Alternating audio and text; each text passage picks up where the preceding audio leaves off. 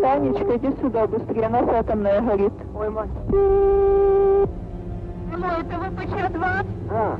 Что у вас там горит? Взрыв на главном корпусе, между третьим и четвертым. А там люди есть? Да. И люди есть, да? Да. Леонид Алексеевич. Да. Алло, третий и четвертый блок горит крыша в результате аварии взрыва.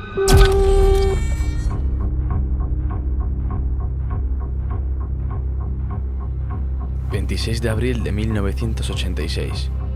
Tiene lugar en Ucrania el que se considera, junto a Fukushima en Japón en 2011, como el más grave accidente nuclear en la escala internacional de accidentes nucleares, siendo así uno de los mayores desastres medioambientales de la historia. Queremos advertirles de que trataremos de explicar conceptos esenciales. ¿Qué sucedió? ¿Por qué? ¿Qué consecuencias han dado lugar 30 años después? Pero no profundizaremos mucho. Chernóbil en 15 minutos tiene un claro propósito. La finalidad de este breve documental es la de llegar al espectador de tal manera que, tras finalizar su visualización, éste sienta curiosidad suficiente como para informarse más acerca de este trágico suceso. Sin más preámbulos, comienza Chernóbil en 15 minutos.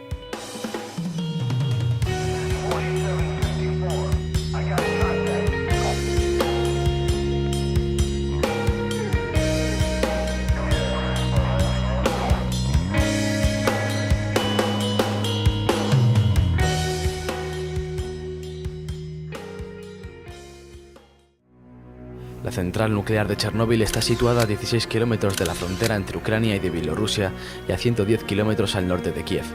Esta central está situada a 14,5 kilómetros al noroeste de la ciudad actual de Chernóbil, pero la ciudad y la planta no estaban directamente relacionadas. Al mismo tiempo que se construía la planta, se construyó la ciudad de Pripyat para los trabajadores de dicha central el 4 de febrero de 1970 a unos 4,7 kilómetros. Esta ciudad llegó a albergar a casi 50.000 personas antes de su evacuación.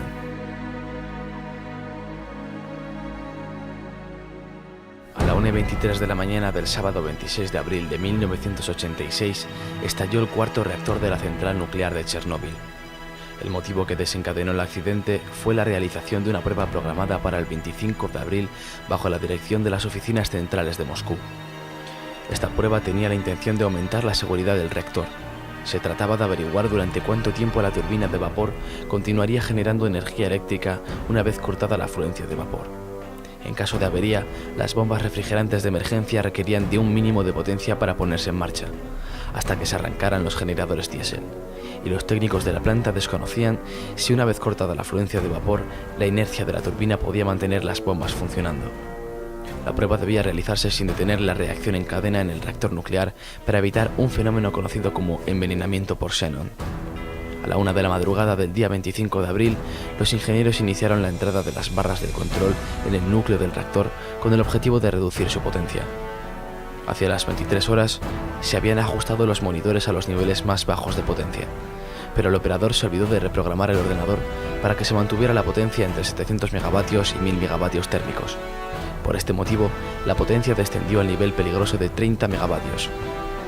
Con un nivel tan bajo, los sistemas automáticos pueden detener el reactor debido a su peligrosidad, y por esta razón los operadores desconectaron el sistema de regulación de la potencia, el sistema de emergencia refrigerante del núcleo y otros sistemas de protección cuando el sistema estaba a punto de apagar el reactor nuclear. Con 30 megavatios comienza el envenenamiento por xenón. Al darse cuenta, se extrajeron las barras de control con el fin de evitarlo, aumentando la potencia del reactor nuclear. Los operadores retiraron manualmente demasiadas barras de control. El núcleo del reactor disponía de 170 barras. Las reglas de seguridad exigían que hubiera siempre un mínimo de 30 barras bajadas, y en esta ocasión dejaron solamente 8.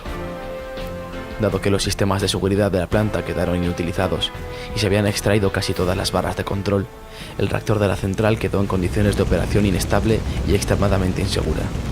En este momento, tuvo lugar un brusco incremento de potencia que los operadores no detectaron a tiempo.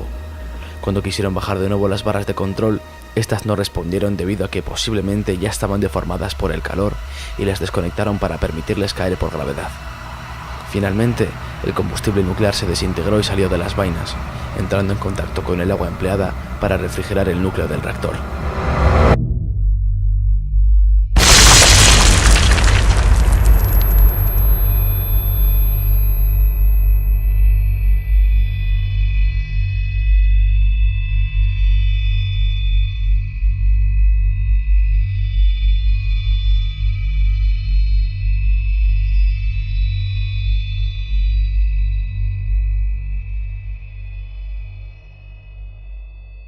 A la 1:23 de la mañana del sábado 26 de abril estalló el cuarto reactor de la central, y unos segundos más tarde una segunda explosión hizo volar por los aires la losa del reactor y las paredes de hormigón de la sala, lanzando fragmentos de grafito y combustible nuclear fuera de la central, ascendiendo el polvo radiactivo por la atmósfera. Se estima que la cantidad de material radiactivo liberado fue 200 veces superior al de las bombas atómicas lanzadas sobre Hiroshima y Nagasaki al final de la Segunda Guerra Mundial.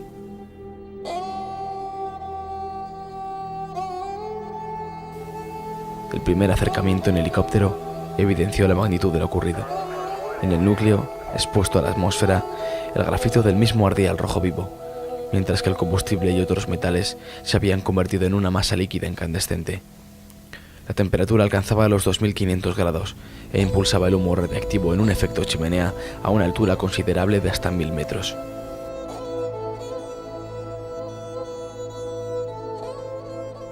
Mientras tanto, se estableció el control permanente de la radiación en Pripyat, que para la tarde del 26 de abril era de unas 600.000 veces el fondo natural. Por otro lado, un comando militar fue enviado a tomar lecturas en la base de la planta.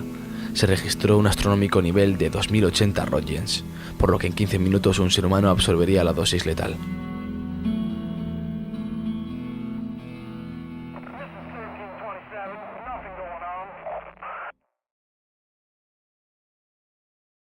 Al mismo tiempo, los responsables de la región comenzaron a preparar la evacuación de la ciudad de Pripyat y de un radio de 10 kilómetros alrededor de la planta. Esta primera evacuación comenzó de forma masiva 36 horas después del accidente y tardó 3 horas en ser concluida. Atención, camaradas. Se ha producido una situación de radiación no controlada en la central nuclear de Chernóbil. Como medida temporal de precaución, se ha decidido evacuar a la población de la ciudad de Pripyat a partir de las 2 de la tarde de hoy, 27 de abril. La evacuación de Chernóbil y de un radio de 30 kilómetros no se llevó a cabo sino hasta el 2 de mayo. Para entonces ya había más de 1000 afectados por lesiones agudas producidas por la radiación.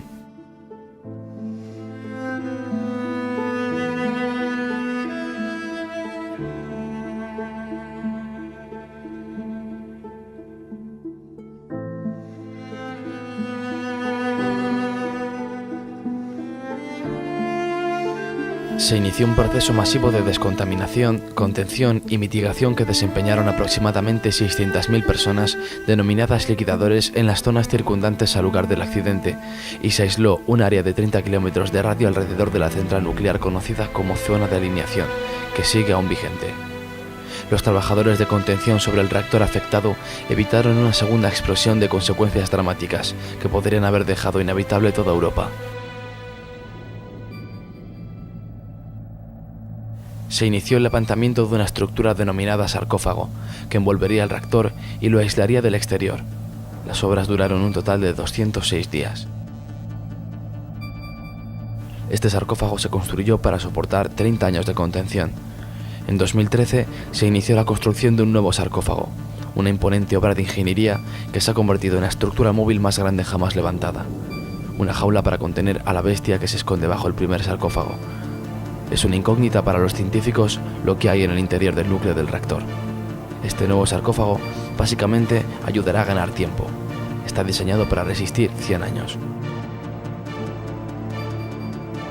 Los equipos de liquidadores estaban compuestos sobre todo por bomberos, obreros, científicos y especialistas de la industria nuclear, tropas terrestres y aéreas preparadas para la guerra atómica e ingenieros de minas, geólogos y mineros del uranio. Si un ser humano recibe radiaciones de 400 Roentgen hora, se considera dosis letal y con toda probabilidad la muerte puede llegar en cualquier momento.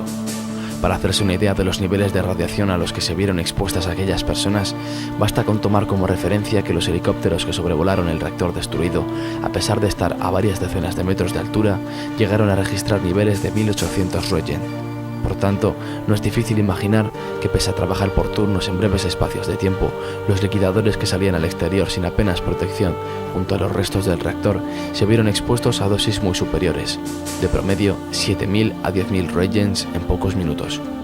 En algunos casos extremos, incluso se llegaron a alcanzar los 30.000 y 40.000 regens, equivalente a 50 millones de veces la cantidad que una persona puede soportar en circunstancias normales. Esto supuso la muerte en pocos minutos de quienes sufrieron estos niveles de exposición. Muchos de los liquidadores tuvieron efectos secundarios y varios miles murieron. Nunca se han sabido las cifras exactas, pero de acuerdo con Georgi Levnin, un médico bielorruso que trabajaba en el reactor número 4, aproximadamente 100.000 liquidadores murieron. En abril de 1994, un texto de conmemoración de la Embajada de Ucrania en Bélgica cifraba 25.000 muertos entre los liquidadores desde 1986. Según Vyacheslav Grishin, del sindicato de Chernóbil, la principal organización de liquidadores, 25.000 de los liquidadores rusos han muerto y hay 70.000 personas con discapacidad, aproximadamente el mismo número en Ucrania, más otros 10.000 muertos en Bielorrusia y 25.000 discapacitados, lo que hace un total de 60.000 muertos y 165.000 discapacitados. La contaminación de Chernóbil no se extendió uniformemente por las regiones adyacentes, sino que se repartió regularmente en forma de bolsas radiactivas, con la forma de pétalos de una flor. Informes de científicos soviéticos y occidentales indican que Bielorrusia recibió alrededor del 60% de la contaminación que cayó en la antigua Unión Soviética. El informe Torch 2006 afirma que la mitad de las partículas volátiles se depositaron fuera de Ucrania, Bielorrusia y Rusia. Una gran área de la Federación Rusa al sur de Briansk también resultó contaminada, al igual que zonas del noroeste de Ucrania. En Europa occidental se tomaron diversas medidas al respecto, incluyendo restricciones a las importaciones de ciertos alimentos. 200 personas fueron hospitalizadas inmediatamente, de las cuales 31 murieron, 28 de ellas debido a la exposición directa a la radiación. La mayoría, bomberos y personal de rescate que participaban en los trabajos para controlar el accidente. Antes del accidente, el reactor contenía unas 190 toneladas de combustible nuclear. Se estima que más de la mitad del yodo y un tercio del cesio radiactivos contenidos en el reactor fue expulsado a la atmósfera. En total, alrededor del 3,5% del combustible escapó al medio ambiente. Debido al intenso calor provocado por el incendio, los isótopos radiactivos liberados procedentes de combustible nuclear se elevaron en la atmósfera dispersándose en ella. Algunas personas en las áreas contaminadas fueron expuestas a grandes dosis en la tiroides, debido a la absorción del yodo 131 que se concentra en esa glándula. El yodo radiactivo procedería de leche contaminada producida localmente y se habría dado particularmente en niños. Varios estudios demuestran que la incidencia de cáncer de tiroides en Bielorrusia, Ucrania y Rusia se ha elevado enormemente. Sin embargo, algunos científicos piensan que la mayor parte del aumento detectado se debe al aumento de controles.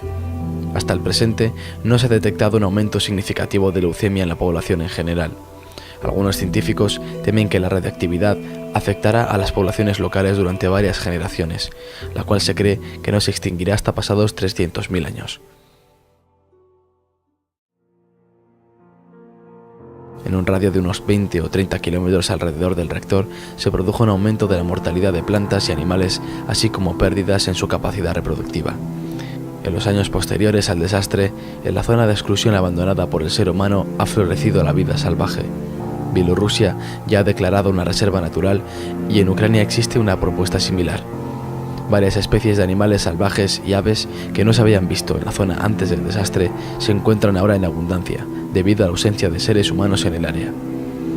30 años después, tras analizar datos históricos, los investigadores concluyen que no se ha producido ningún declive en los años posteriores a la tragedia, únicamente en los primeros 6 meses tras el incendio del reactor, en los que los altísimos niveles de radiación afectaron a la salud y a la reproducción, pero no a largo plazo.